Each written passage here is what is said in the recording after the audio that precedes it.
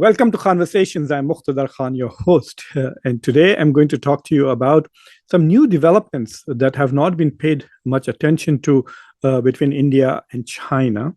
And especially on the eve of Prime Minister Modi's visit to China, he's going for the Shanghai Cooperation Organization's Heads of Government Summit, which is going to be held in 2 more days over the weekend. And this will be in Tianjin in China. But on the way, he is going via Japan.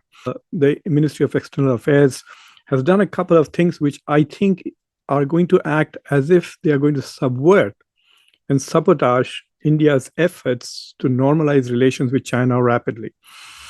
So right now, everybody is under the impression that because the United States and India's relations have become sour because of Donald Trump's imposition of 50% tariffs, including secondary tariffs, he calls them, but they are secondary sanctions on India, where you can see the distance between India and the United States increasing rapidly.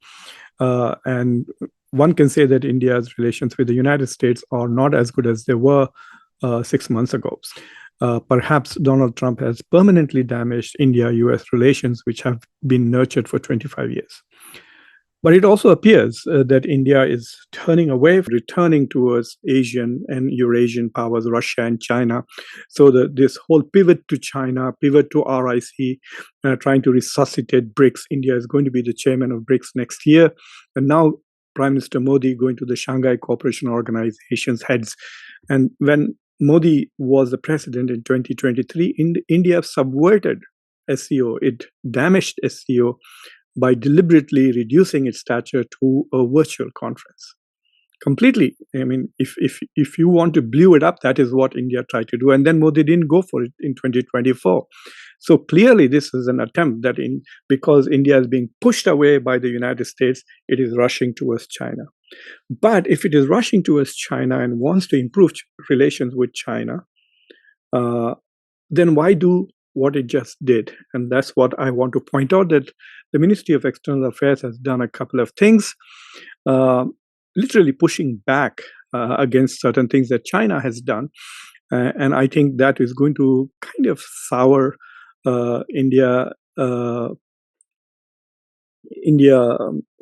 China relations just before the meeting of Modi and Xi Jinping.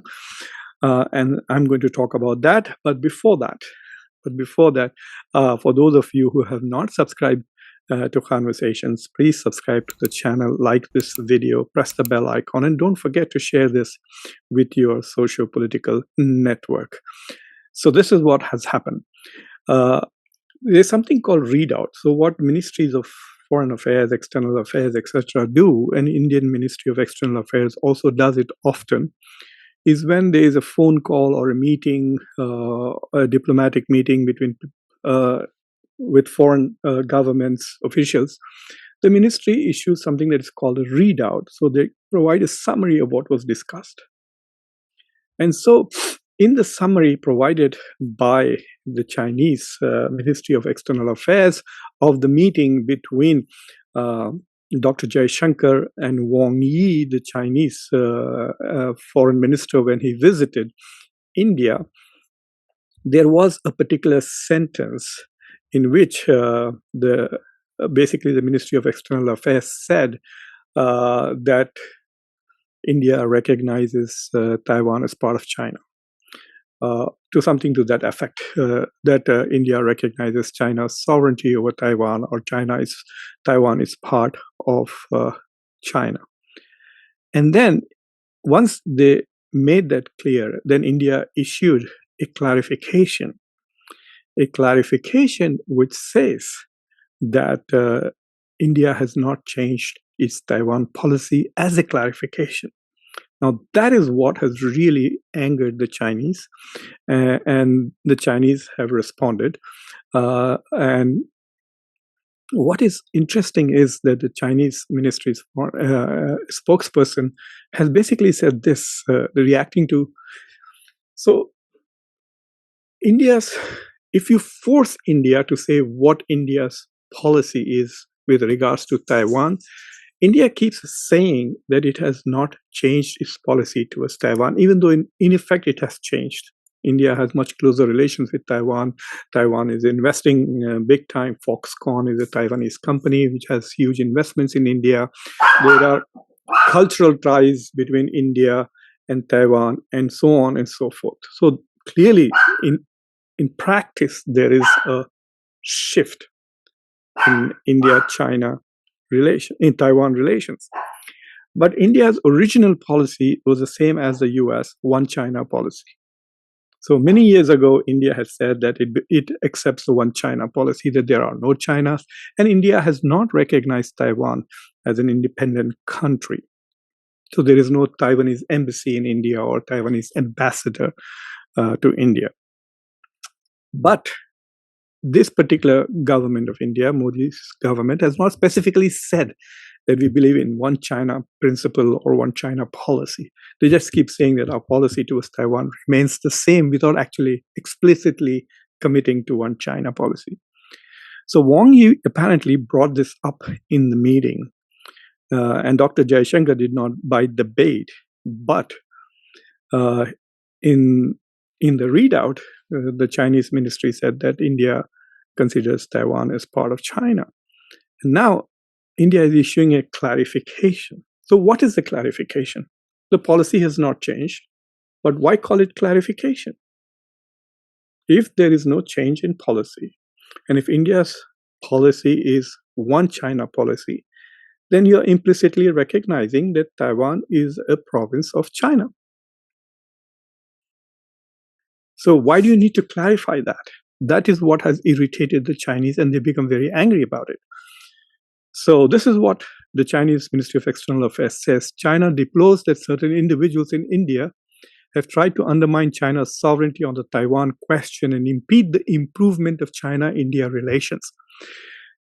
So China is trying to say that the clarification issued by India, implying that India's policy is different from One China policy without actually stating it, essentially means that that this particular statement impedes the improvement of China-India relations. And that's what I'm also trying to say.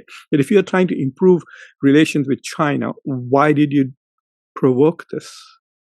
Because India wants to be in both the boats. It's playing the same game with China now that it played with the US, and US let it do under Biden. India went full-fledged towards the US for 6-7 years during the Quad, and became part of the Quad, and so on and so forth. It was like putting all its eggs in one basket, as one commentator recently put it, with the US. But it also kept its foot with Russia and tried to buy weapons from Russia, buy Russian oil, etc., to the point it finally ticked off Donald Trump, and he's imposed sanctions on India. India's foreign policy of multi-alignment has failed. I know people don't like to believe this in India because they think that Modi and Jaishankar can make no mistake, but they're absolutely wrong. India's multi-alignment policy has now earned India sanctions from Europe as well as US. Let me repeat that, because nobody in the Indian media will tell it to you so bluntly as I'm telling. India's multi-alignment policy has earned India sanctions from Europe as well as from the US. They are not broad sanctions like on Iran or anything like that, but they are sanctions nevertheless. You don't impose sanctions on your friends. You impose sanctions on those adversaries whom you are trying to discipline. So keep that in mind, because this attempt by India towards China is doing exactly the same thing as they did with regards to the US. So now Modi is going all the way to China to meet with Putin as well as Xi Jinping to improve relations with the two of them, because now India is no more friendly with China, with the US. In fact, now there are lots of reports which are going around, which I could not confirm, so I have not done a show on that, but I will just refer to it and I do want to emphasize that I see that's only in Indian media. that Modi did not take 4 phone calls from Donald Trump. And let me tell you that he's not going to call him 4 times, maybe once or twice.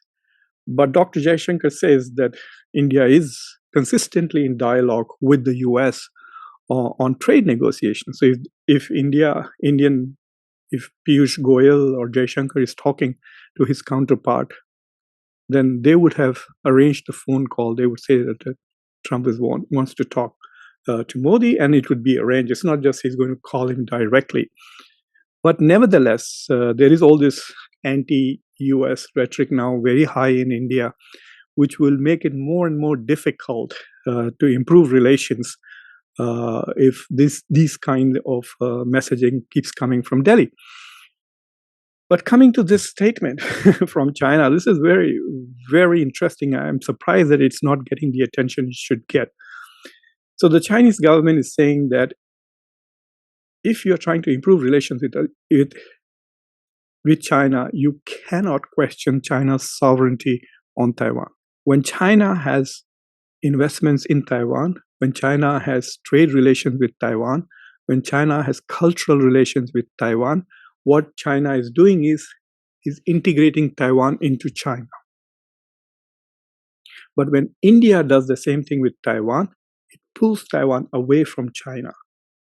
And that would be seen as a threat to China's sovereignty and its sovereignty over Taiwan.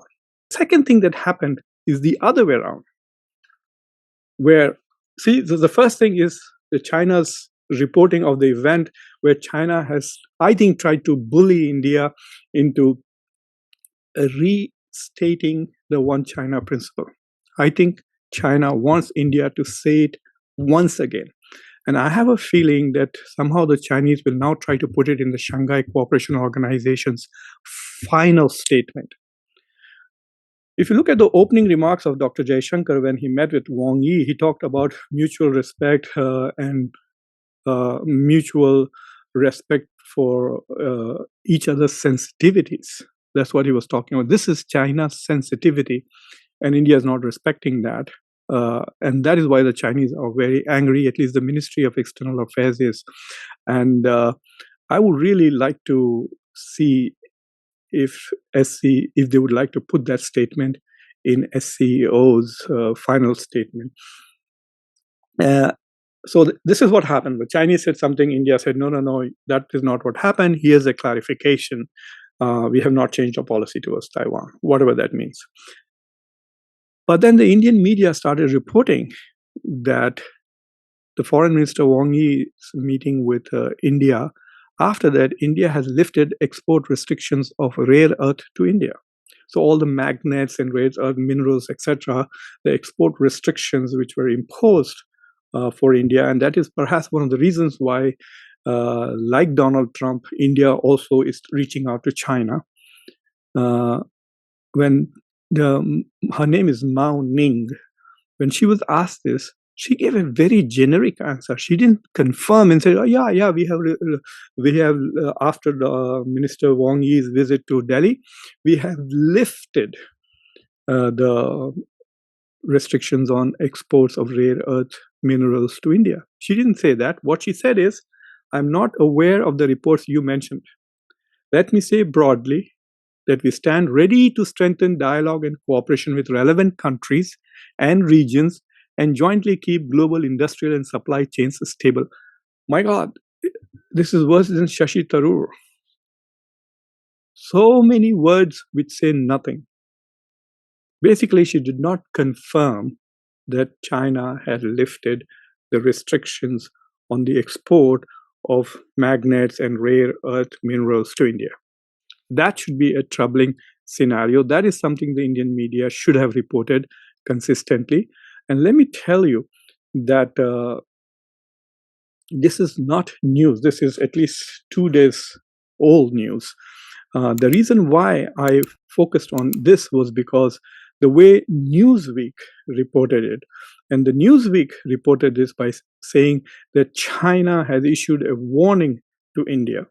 And that warning, according to Newsweek, is in that long answer that Mao Ning gave, in which he basically said India should respect China's sensitivities if it wants to improve relations with China. So that is, in a very diplomatic language, a warning to India not to play coy on the issue of Taiwan, because this is a very sensitive issue.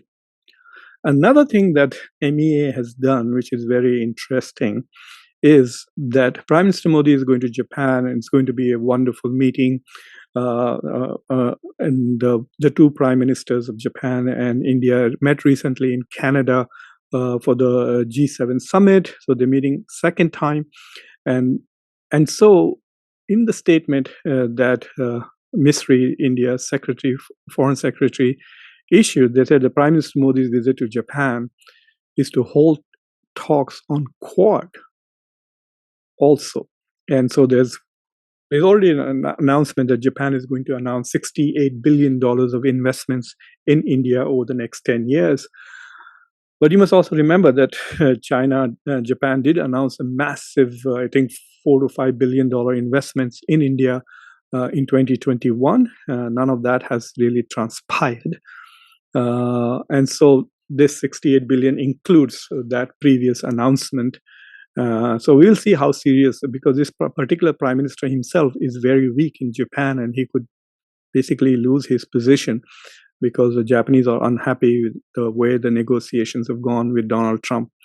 And Japan's economy is growing at less than 1%. India is going to overtake Japan.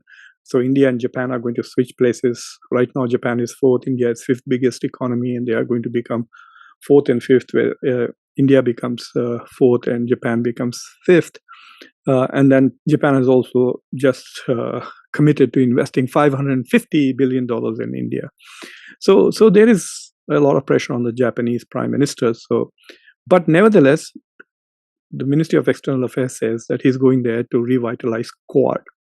Quad is dead. You can't have Quad without Donald Trump and the United States. The Quad was the United States' idea of Indo-Pacific strategy. Yes, it was Prime Minister Abe of Japan who came to India in 2007 and invited India to join the Quad. But it was essentially after Donald Trump became president that the pivot to Asia became the Indo-Pacific strategy. And subsequently, it was Biden who lifted the Quad summits to the level of heads of government. Before that, it was only ministers and defense ministers who were meeting, foreign ministers and defense ministers. So by going to Japan, and if the two prime ministers make some statement about the importance of Quad in the Indo-Pacific, that will also, I think, piss off China. And they're going to say, so they're still at it. I mean, that's how, if Xi Jinping asked me, I would say, well, they don't seem to learn. They're still trying to suck up to the United States to balance China. That's what Quad is all about, to join with the US and get US technology, US security guarantees, and US defense support to balance the enormous power of China. And so just going there and talking about Quad one day before meeting with Xi Jinping, I don't know, maybe this is a very clever thing that they think that, oh, this is where we are going to exercise our strategic autonomy. No, you don't have strategic autonomy. If you had strategic autonomy, you wouldn't be running towards Russia and China so quickly. The moment you got repudiated by the US, you ran towards Russia and China. What happens if the meeting with Xi Jinping doesn't go well? Where are you going to run next? So this is what I wanted to talk to you about. This is, I think, a very interesting development. It throws another wrinkle in the Indian foreign policy. And so I hope you found this thoughtful.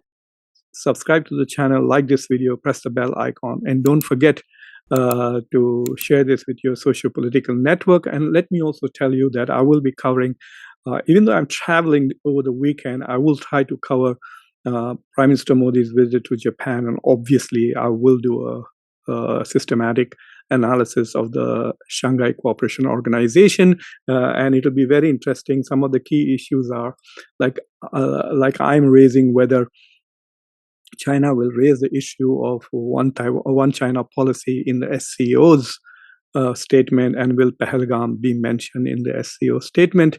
As you recall, the defense ministers' meeting, there was no mention. India refused to sign it. And we will see what happens. So we will see what is going to happen here, but I can tell you this much, that there will be, even if Pahalgam is recognized, there will also be a mention of Pakistan as a victim of terrorism, and there will be a mention of Jafar Express.